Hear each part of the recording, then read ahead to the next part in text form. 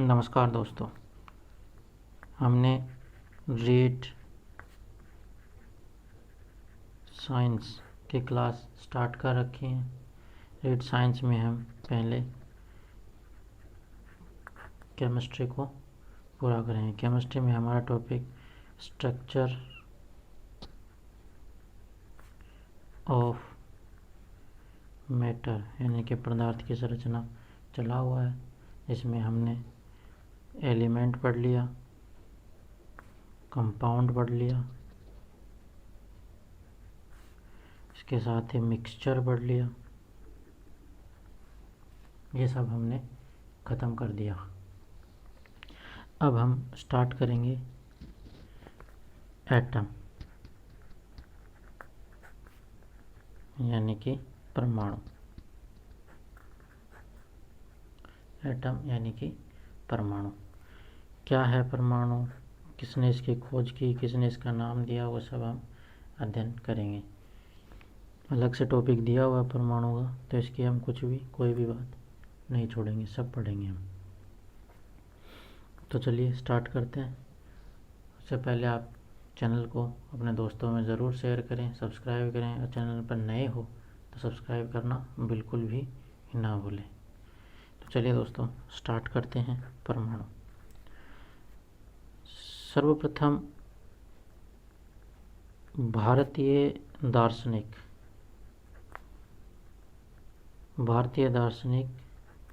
महर्षि कर्णाद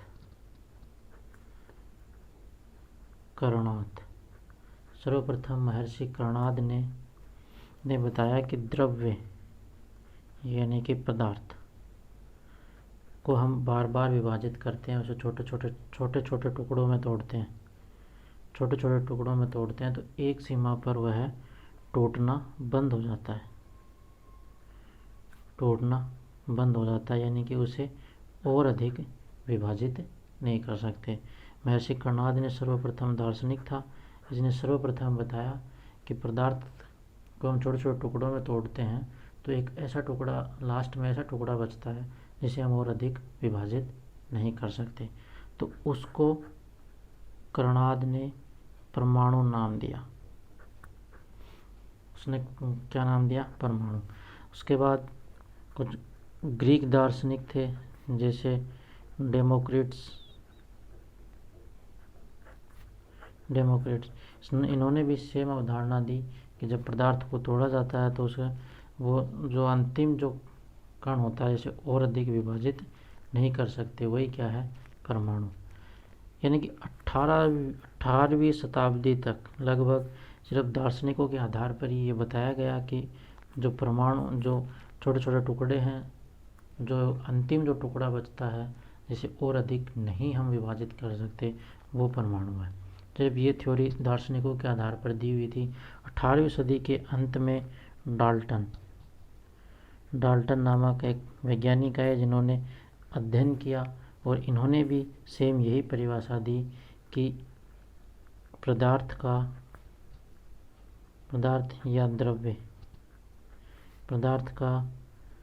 वह भाग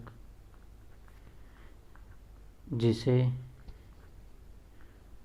और अधिक विभाजित नहीं किया जा सकता, तो वो क्या है? परमाणु है।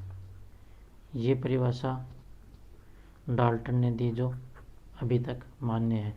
यानी कि सर्वप्रथम महर्षि कर्णाद ने कहा कि अगर एक पदार्थ को छोटे छोटे टुकड़ों में विभाजित किया जाए तो एक ऐसा टुकड़ा बचता है जिसे और अधिक विभाजित नहीं किया जा सकता।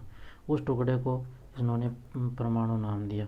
उसके बाद जब डाल्टन ने अपने प्रयोग किए तो उसके बाद उन्होंने भी इसे परमाणु ही नाम दिया और इसकी परिभाषा दी कि पदार्थ का वह छोटा से छोटा भाग जिसे और अधिक विभाजित हम नहीं कर सकते, वो क्या कहलाता है? परमाणु कहलाता है।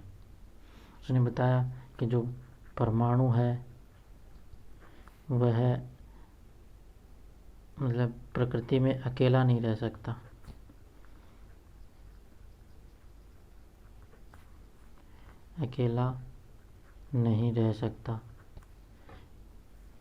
ये प्रकृति में अकेला नहीं रह सकता। परमाणु है वो अविभाजित कण है, ये कुछ इसने परमाणु की परिभाषाएं दी या उसके गुण धर्म बताए कि वह अविभाजित कण है। यह परमाणु जो होता है वह अस्थायी होता है। जब वह अस्थायी है तो क्रियाशील होता है, अधिक क्रियाशील होता है। यानी कि परमाणु ही है जो क्रिया में भाग लेता है। डाल्टन ने क्या बताया कि पदार्थ का वह छोटा से छोटा भाग से और अधिक विभाजित नहीं कर सकते, वो क्या है, परमाणु है। परमाणु के इन्होंने बताया कि इसके जो ये प्रकृति में अकेला नहीं रह सकता, अस्थायी है। अस्थायी इसलिए अत्यधिक क्रियाशील है, इसे और अधिक विभाजित नहीं कर सकते। इसका स्वतंत्र अकेला नहीं रह सकता, मतलब इसका स्वतंत्र अस्तित्व नहीं है, अस्तित्व नहीं होता। यह तत्व यौगिक या मिश्रण के रूप में ही रह सकता है। स्वतंत्र इसका अस्तित्व नहीं होता। स्वतंत्र ये बहुत अधिक क्रियाशील होता है, इसलिए तुरंत क्रिया करके तत्व यौगिक या मिश्रण में बदल जाता है।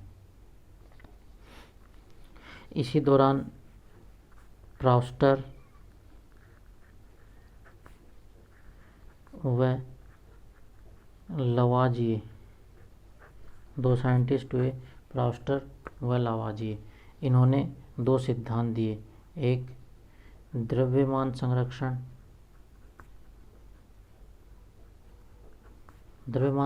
का सिद्धांत दिया, और जो दूसरा सिद्धांत दिया इन्होंने वो था स्थिर अनुपात का सिद्धांत। स्थिर अनुपात का सिद्धांत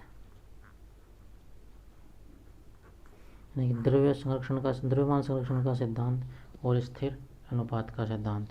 द्रव्यमान संरक्षण का सिद्धांत क्या कहता है कि जब परमाणु है ये क्रिया में भाग लेता है, यानी कि यह विक्रिया करता है, तो इसके द्रव्यमान में कोई भी अंतर नहीं आता। यही क्या है, द्रव्यमान संरक्षण का नियम है। यानी कि जब परमाणु क्रिया में भाग लेता है तो उस परमाणु के द्रव्यमान में कोई भी अंतर नहीं आता। यानी कि द्रव्यमान को न तो बढ़ाया जा सकता है, न घटाया जा सकता है, न उत्पन्न किया जा सकता है, और ना ही विनाश या नष्ट किया जा सकता है। ये क्या है, द्रव्यमान संरक्षण का नियम है। यानी कि जब परमाणु जब किसी अभिक्रिया में भाग लेता है तो वो जब भी क्रिया करता है तो उसके द्रव्यमान में कोई भी किसी भी प्रकार का कोई परिवर्तन नहीं आता। इसलिए उसने बताया कि द्रव्यमान को न तो बढ़ाया जा सकता है न घटाया जा सकता है, या द्रव्यमान का ना विसर्जन किया जा सकता है, ना ही उसको सर्जन किया जा सकता है, ना ही उसको नष्ट किया जा सकता है। ये क्या है, द्रव्यमान का सिद्धांत है। दूसरा है स्थिर अनुपात का सिद्धांत।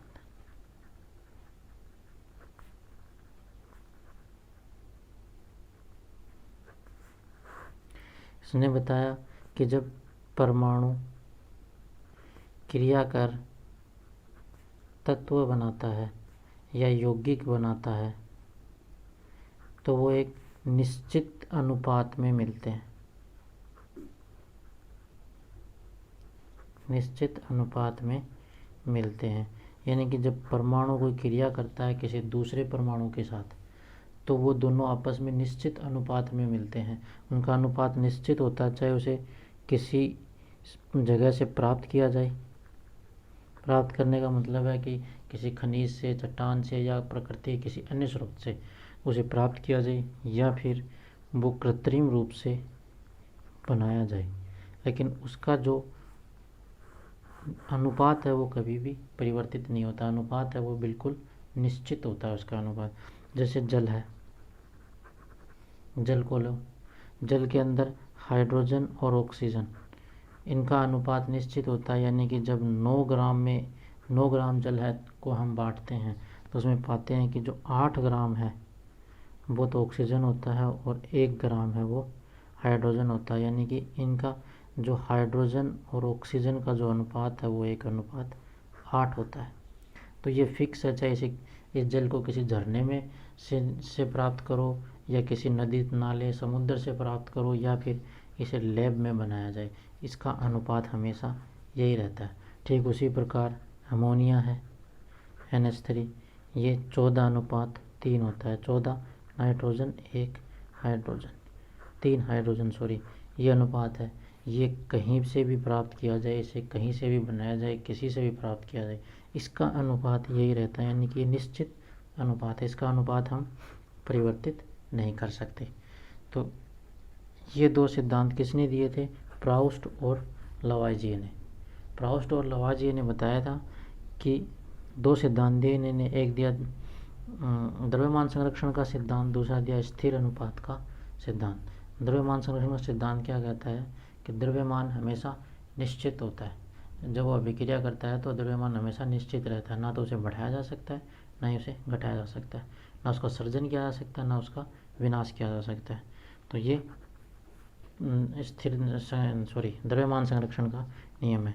एक स्थिर अनुपात का नियम दिया, जिसमें बताया कि परमाणु जब क्रिया करके यौगिक बनाता है तो उसमें जो प्रत्येक जो परमाणु होता है उसका अनुपात है वो निश्चित होता है, चाहे उसे मानव द्वारा निर्मित किया गया हो, चाहे उसे प्रकृति द्वारा या प्रकृति से प्राप्त किया गया, उसका अनुपात में कोई परिवर्तन नहीं होता। जैसे जल का जो अनुपात है हाइड्रोजन का 1 और ऑक्सीजन 8 ग्राम होता है, उसी प्रकार जो अमोनिया है उसमें नाइट्रोजन 14 और हाइड्रोजन 3 के अनुपात में होता है।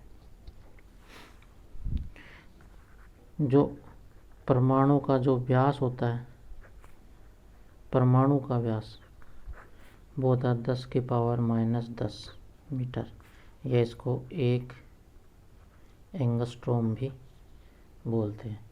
परमाणु के अंदर एक नाभिक होता है जिसका अध्ययन हम परमाणु संरचना में डिटेल से करेंगे।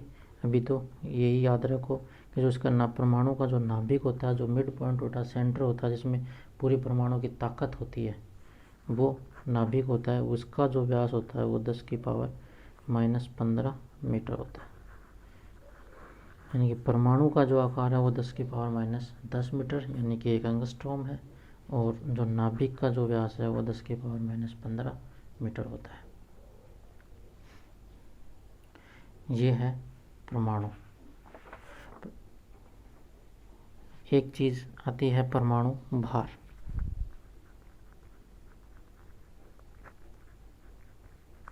क्या होता है परमाणु? परमाणु का जो भार होता है वो कैसे निकाला जाता है? परमाणु भार। तो परमाणु भार क्या होता है? परमाणु भार कि परमाणु का भार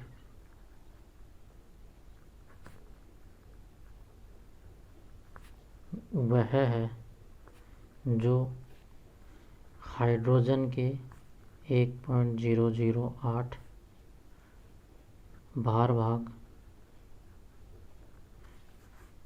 ऑक्सीजन के 1/16 भार भाग और कार्बन 12 का 1/12 भार भाग, ये तीनों चीज़ ज़रूरी है। इनमें या तो इसके हो या इसके हो या फिर इसके हो के गुणा से जितना ज़्यादा गुणा होगा वही क्या है? परमाणु का भार है। परमाणु भार है, यानी परमाणु का भार वह भार होता है जो हाइड्रोजन के 1.008 भार भाग गुणा, या फिर ऑक्सीजन के 1/16 भार भाग गुणा, या फिर कार्बन के 1/12 भाग गुणा जितना भारी होता है वही क्या है? परमाणु भार है। या इसके जितना गुणा भारी है वही परमाणु भार या परमाणु द्रव्यमान कहलाता है।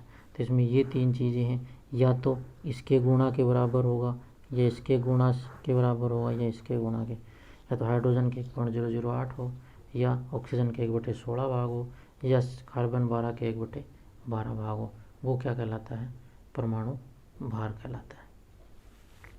एक की पॉइंट है वो याद रखो कि जो किस डाल्टन ने बताया था कि जो द्रव्यमान है सॉरी, जो परमाणु है वह पदार्थ की रचनात्मक इकाई होती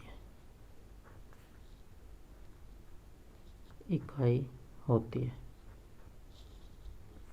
यानी कि जो भी पदार्थ हमें प्राप्त होता है उसका निर्माण एक परमाणु से ही होता है, यानी कि परमाणु ही मिलकर पदार्थ का निर्माण करते हैं। यह डाल्टन ने बताया था।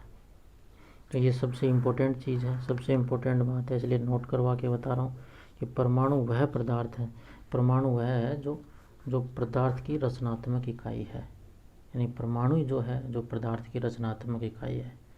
जैसे हम बायोलॉजी में पढ़ते हैं ना, शरीर की रचनात्मक इकाई कोशिका है, ठीक उसी प्रकार पदार्थ की जो रचनात्मक इकाई है वह है परमाणु है। एक छोटी सी बात और बचती है, परमाणुकता क्या होती है? परमाणुकता एक सीधी सी बात है, नाम से ही पता चल रहा है कि परमाणुकता क्या होती है, कि जो भी एक अणु होता है, अणु, तत्व या फिर यौगिक, जो भी एक अणु, तत्व या एक यौगिक है, उसके अंदर जितने परमाणु होते हैं, जितने भी परमाणु होते हैं वही क्या है? परमाणुकता है। यानी कि एक अणु के अंदर या एक तत्व के अंदर या फिर एक यौगिक के अंदर जितने परमाणु पाए जाते हैं वही उसकी क्या है? परमाणुकता है। जैसे अमोनिया है, NH3, इसमें एक नाइट्रोजन है, 3 हाइड्रोजन है, तो इसकी परमाणुकता क्या होगी? 4 होगी। जैसे K2Cr2O7 है ना, ये है, इसके में परमाणुकता कितनी होगी? पोटेशियम 2 है, क्रोमियम 1 है, ऑक्सीजन कितना है? 7 है। ऑक्सीजन कितना है? 7 है, तो इसकी कितनी होगी? 10 होगी। पोटेशियम परमैंगनेट है, KMnO4, इसमें भी क्या है? पोटेशियम 1 है, मैग्नीशियम 1 है, ऑक्सीजन 4 है, तो टोटल 6। ये 6 क्या है? इसकी परमाणुकता है। जैसे H2SO4 लेते हैं हम, H2SO4, इसमें हाइड्रोजन 2 है, सल्फर 1 है, ऑक्सीजन 4 है, टोटल कितनी हो गई? 7, यानी कि इसकी परमाणुकता कितनी है? 7 है। तो ये है छोटा सी एक टॉपिक, परमाणुकता। समझ में आया कि परमाणुकता वह है जो अणु में उपस्थित परमाणुओं की संख्या होती है, बस वही क्या है? परमाणुकता कहलाती है। तो उम्मीद करता हूँ आपको सेशन ज़रूर पसंद आया होगा। आज क्या पढ़ा हमने? आज हमने पढ़ा एटम पढ़ा। आज हमने शुरुआत में एटम, जो सर्वप्रथम क्या भारतीय दार्शनिक कर्नाद ने कहा था कि जिस पदार्थ को छोटे छोटे टुकड़ों में तोड़ते हैं हम, तो वही उसे जो लास्ट में जो टुकड़ा बचता है वही परमाणु है। उसके बाद में डाल्टन ने अपने विभिन्न प्रयोग किए और उसके बाद उसने परमाणु के गुण बताए कि यह प्रकृति में अकेला अस्तित्व नहीं रखता, ये बहुत ज़्यादा क्रियाशील होता है, बहुत ज़्यादा अस्थायी होता है, तुरंत एक क्रिया करके अपना तत्व में या यौगिक में परिवर्तित हो जाता है। ये अकेला सर्वाइव नहीं कर सकता। इसका आकार 10⁻10 मीटर होता है, यानी कि 1 एंगस्ट्रॉम होता है। इसका व्यास, परमाणु का जो व्यास है वो 10⁻10 मीटर होता है। उसका नाभिक का जो व्यास है वो 10⁻15 मीटर होता है। उसके बाद 2 सिद्धांत आए, प्राउस्ट और लेवोजियो ने 2 सिद्धांत दिए। एक द्रव्यमान संरक्षण का सिद्धांत कि कोई भी परमाणु जब क्रिया में भाग लेता है उसका द्रव्यमान निश्चित रहता है। एक स्थिर अनुपात का सिद्धांत, यानी कि कोई भी तत्व परमाणु जब क्रिया करता है तो वो जो यौगिक बनाता है तो उसका जो अनुपात है, यौगिक का जो अनुपात है प्रत्येक परमाणु का निश्चित होता है। निश्चित अनुपात में ही मिलकर वो एक यौगिक का निर्माण करते हैं। उसके बाद परमाणु भार है। परमाणु भार क्या होता है? हाइड्रोजन के 1.008 कार्बन के 1/12 भाग या ऑक्सीजन के 1/16 भाग के गुणा का जितना अधिक होता है वही क्या है, परमाणु भार कहलाता है। लास्ट में हमने परमाणुकता देखा, जो अणु या तत्व में जितने परमाणु मिलकर उस यौगिक को बनाते हैं या तत्व को बनाते हैं वही क्या उस अणु की परमाणुकता कहलाती है। जैसे हाइड्रोजन है, H2 है, वो 2 परमाणुकता है। S8 है, ये 8 परमाणुकता है। अमोनिया है, ये 4 परमाणुकता है। इस अमोनिया की जो परमाणुकता है वो 4 है कि इसमें 4 परमाणु उपस्थित होते हैं। तो परमाणु आज हमारा ख़त्म हो गया। तो दोस्तों, ये सेशन आपको कैसा लगा मुझे कमेंट बॉक्स में ज़रूर बताएं, और चैनल पर नए हैं तो इसको ज़रूर सब्सक्राइब करें, अपने दोस्तों में को ज़रूर शेयर करें ताकि वो भी फ़ायदा ले सके। बहुत जल्दी केमिस्ट्री के साथ साथ अब साइंस की क्लास भी स्टार्ट होने वाली है आपकी, तो रेगुलर बने रहिए, अपनी तैयारी को स्ट्रॉन्ग रखिए। रेट कभी भी शुरुआत हो सकती है, रेट की कभी भी विज्ञप्ति आ सकती है, तो स्टार्ट रहे, बस आप प्रिपेयर रहे पूरी तरीके से। मैं आपको अच्छा क्वालिटी कंटेंट प्रोवाइड करवा रहा हूँ, जो रेगुलर पढ़ते रहें और तैयारी करते रहें, अपनी तैयारी को स्ट्रॉन्ग बनाएं और अपनी तैयारी लगातार करते रहें। तो चलिए दोस्तों, मिलते हैं हम अगले लेसन में। तब तक के लिए good luck, good bye and wish you all the best. और पुराने वीडियो हैं उनको ज़रूर देखते रहें ताकि आप रनिंग में बने रहें और आपकी तैयारी अच्छी होती रहे। Thank you.